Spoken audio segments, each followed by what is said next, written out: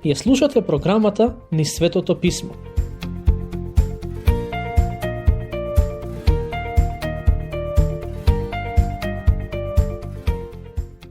Продолжуваме со обработка на глава 4 од посланието до Филипјаните. Досега ги обработивме првите 7 стихови од оваа глава, што значи дека денес ќе почнеме со читање и проучување на 8-миот. Во претходните епизоди размислувавме за радоста како извор на духовна сила за христијаните и молитвата како тајна на силата која доаѓа од Бог. Во денешната епизода ќе видиме како размислувањето за Христос исто така ни дава пристап до духовната сила која ни е потребна за да живееме богоугодно. Ќе почнеме со читање. Слушнете што пишува во стих 8. Понатаму, браќа мои, на она што е вистинско, што е честно, што е праведно, што е чисто, што е љубезно, што е достојно за слава, на она што е добродетел, што е за пофалба, само на тоа мислете. Пред некое време прочитав интересен опис на овој стих. Некој рекол дека напишаното тука може да се толкува и како најкратка биографија на Господ Исус Христос. Размислете на зборовите што Павле ги пишал во овој стих, споредете ги сите доблести што ги спомнував со Христос и ќе видите дека тој многу добро се вклопува во овој опис. Павле не повикува да размислуваме за она што е вистинско. Знаете што рекол Господ Исус? Јас сум патот, вистината и животот. Ако сакаме да размислуваме на тоа што е вистинско, треба да размислуваме за Христос. Апостолот исто така не поттикнува да размислуваме за тоа што е честно и праведно. Во се што правеше и што прави, Господ Исус Христос е честен и праведен. Потоа вели, што е чисто. Кој може да рече дека е чист од секаков грев, освен безгрешниот Господ Исус Христос? Што е љубезно. Зарем Господ Исус не беше љубезен во начинот на кој се однесуваше кон најголемите грешници во тогашното општество?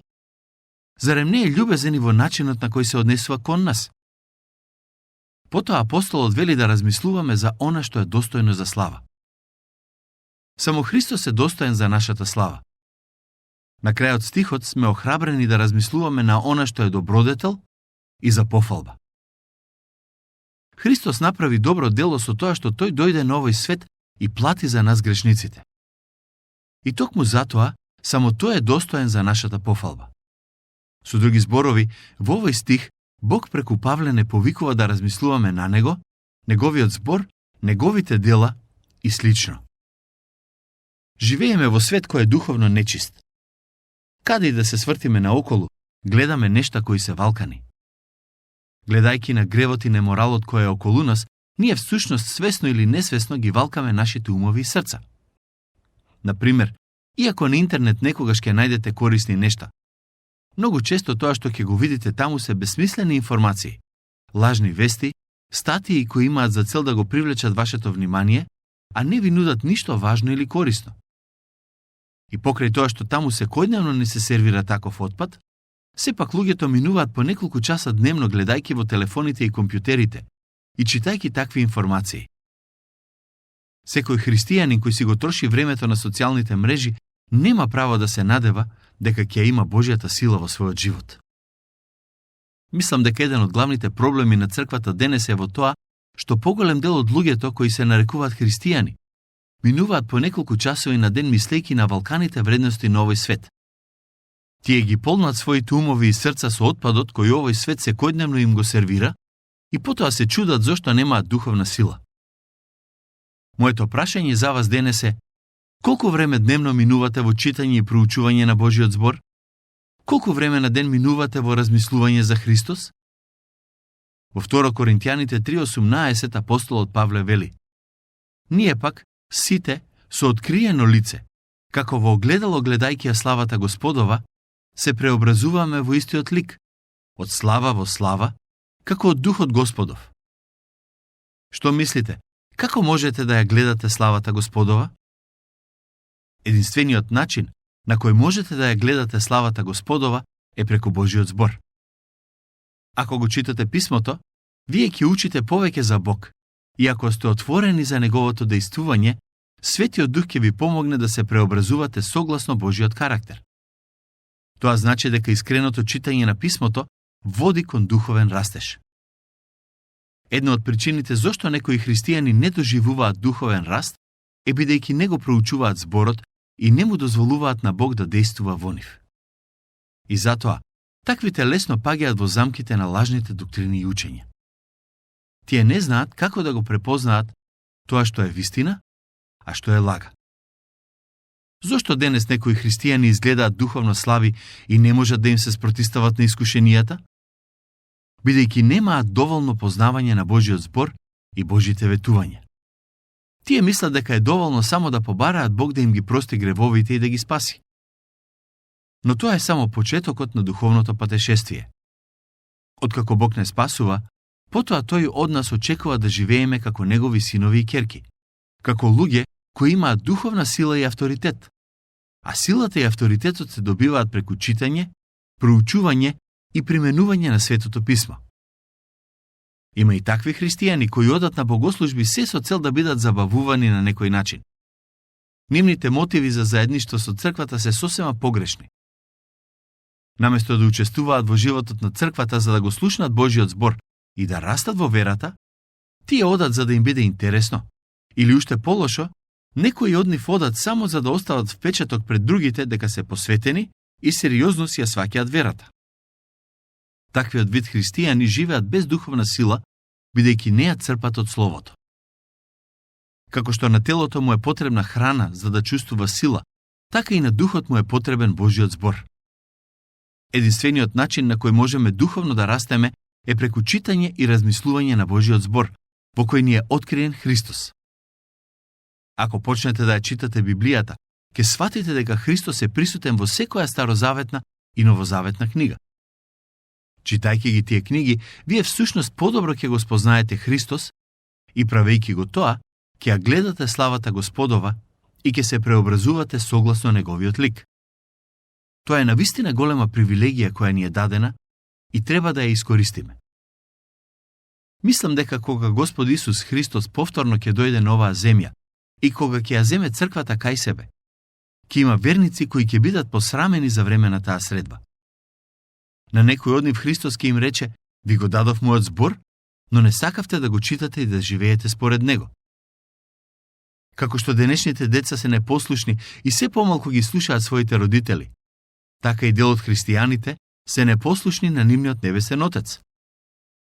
Таа непослушност ќе резултира со штетни последици, односно недостаток на духовна сила. Многумина од нас треба да престанат да се занимаваат со валканите вредности и информации од овој свет и да почнат да го читаат, проучуваат и применуваат Божиот збор. Правејќи го тоа, ние ќе размислуваме за Христос, ќе го обожаваме и ќе стануваме се послични на Него. Христос е вистина и реалност на која сме повикани да размислуваме, односно да ги насочиме нашите мисли кон Неговите дела и зборови. Наместо да читаме за животите на славните звезди и политичарите, подобро ќе ни биде да читаме за нашиот Господ и Спасител. Не ви велам само да престанете да го трошите времето на бескорисни нешта кои ги наоѓате на социјалните мрежи, туку тоа време да го вложите во заедништво со Бог. Ќе видите како вашиот живот ќе почне да се менува на подобро и како ќе почувствувате духовна сила како никогаш претходно. Со тоа доаѓаме до последниот дел од 4 глава од посланието до Филипјаните.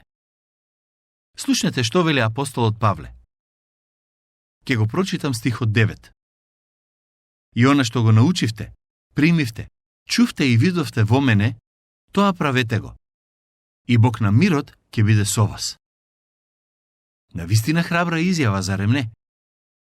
Павле ги повикува христијаните во Филипи да го следат неговиот пример. Причината зошто имаше храброст да го каже тоа е бидејќи тој имаше навистина добро сведоштво, беше човек од интегритет и го применуваше тоа што го проповедаше. Не знам колку свештеници, пастори и духовни водачи денес би ја имале храброста со чиста совест да ги поканат верниците, кои се дел од заедниците што ги водат, да го следат нивниот пример. Само луѓето со безпрекорно сведоштво можат да го сторат тоа. Последниот стих ни е дадена една од главните причини поради кои Павле го напише ова послание. Стих 10. Јас се зарадував необично многу во Господ, зашто најпосле расцветавте во вашата грижа за мене. Вие и порано се грижевте за мене, но немавте згодна пригода. Според моето сваќање за новозаветната хронологија, мислам дека постоеше период од околу 2 години во кој црквата во Филипи изгуби каков било контакт со апостолот. Тие беа многу блиски со него, но во еден момент Павле беше уапсен во Ерусалим и таму лежеше во затвор 2 години. Во тој период, црквата од Филипи не знаеше каде е тој. По некое време, слушнаа дека се наоѓа во затвор во Рим.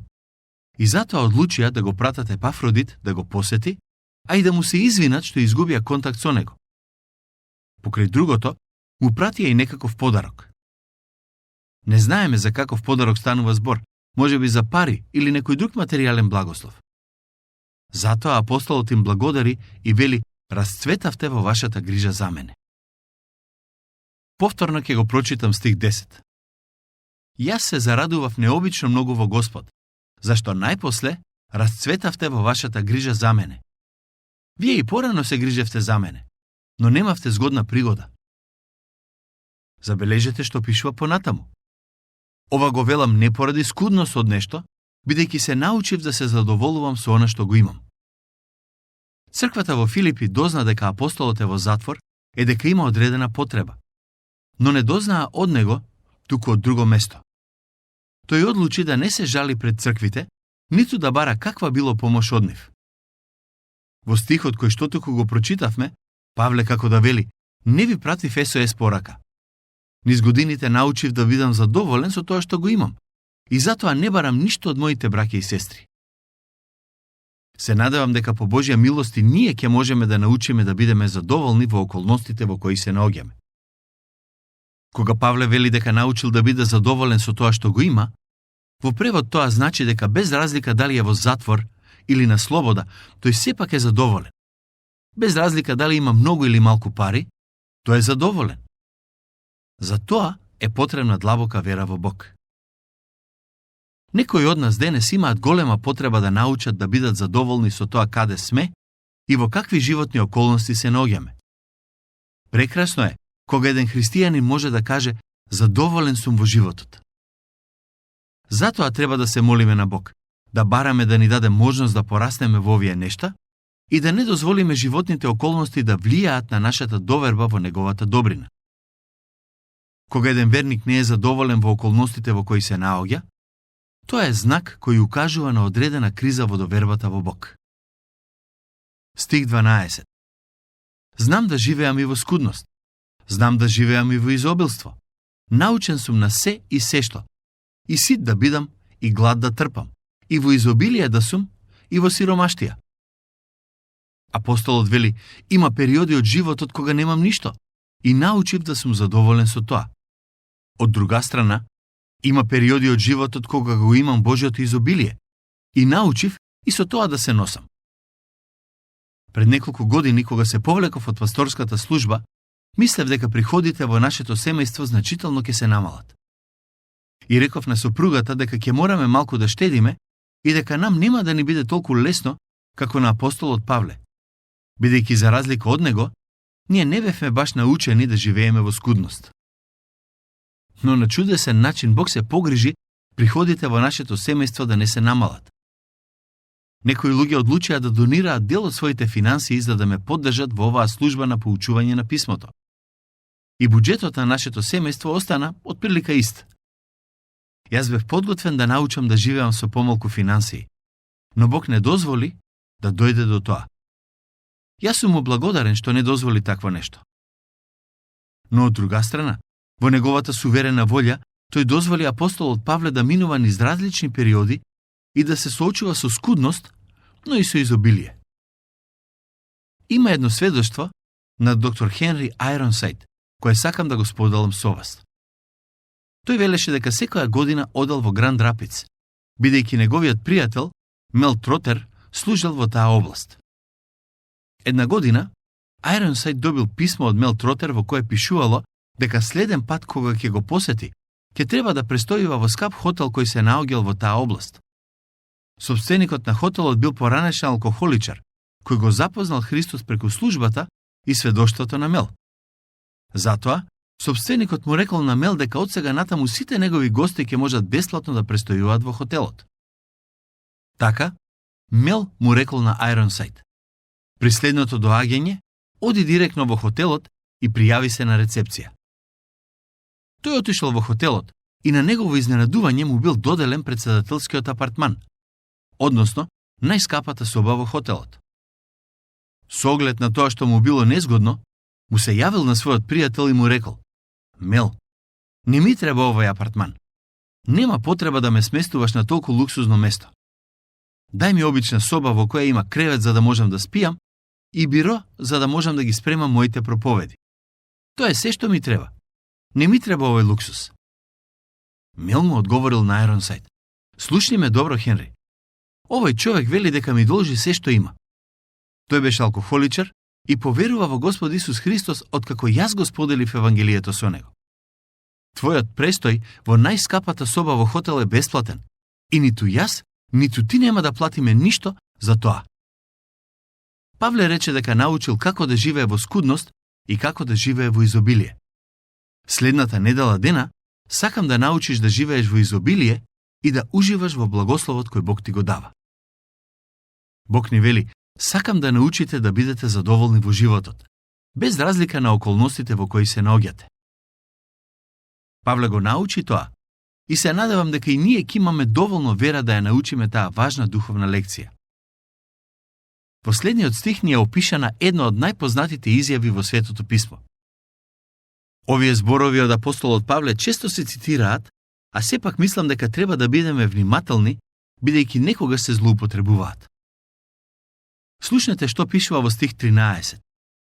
Се можам преку Христос кој ми дава сила. Овој стих звучи многу убаво, но немојте да мислите дека ако го верувате тоа, ќе можете да направите се што ќе посакате во животот.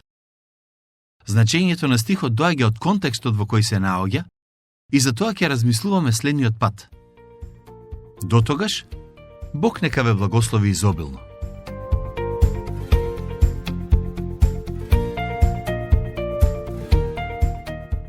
Слушнавте емисија од програмата Низ Светото писмо. Можете да не слушате и преку мобилна апликација на нашиот YouTube канал и на сите познати подкаст платформи, како што се Google, Apple и Spotify. Ако ви се допаѓаат нашите програми, споделете ги и препорачајте ги на вашите пријатели. Бидете слободни да оставите свој коментар или да ни пишете на нашата имейл адреса nizsvetopismo@gmail.com. Следете ги нашите страни Низ Светото писмо Македонија на Facebook и Instagram. Емисиите од оваа серија можете да ги најдете и на нашата веб страна ttb.twr.org.